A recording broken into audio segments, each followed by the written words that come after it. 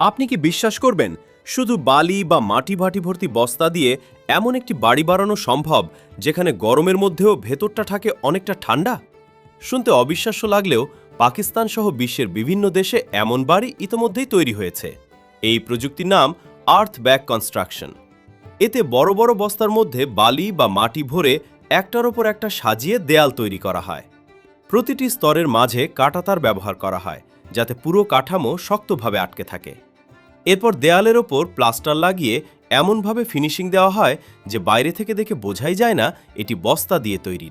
কিন্তু সবচেয়ে মজার বিষয় হলো এই ঘরগুলো গরম এলাকায় আশ্চর্যজনকভাবে আরামদায়ক, কারণ বালি বা মাটি ভর্তি মোটা দেয়াল দিনের তাপ সহজে ভেতরে ঢুকতে দেয় না।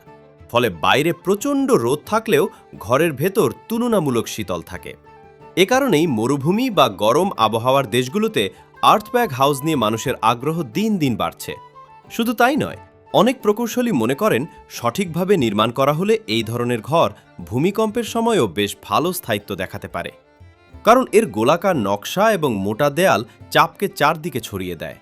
এছাড়া স্থানীয় মাটি ও বালি ব্যবহার করার কারণে নির্মাণ খরচও অনেক ক্ষেত্রে কমে আসে।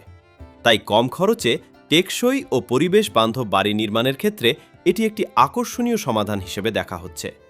তবে এর কিছু সীমাবদ্ধতাও রয়েছে।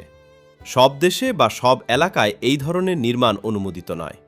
আবার অতিরিক্ত বৃষ্টিপাতের অঞ্চলে সঠিক জলরোধী ব্যবস্থা না থাকলে দেয়ালের ক্ষতি হতে পারে।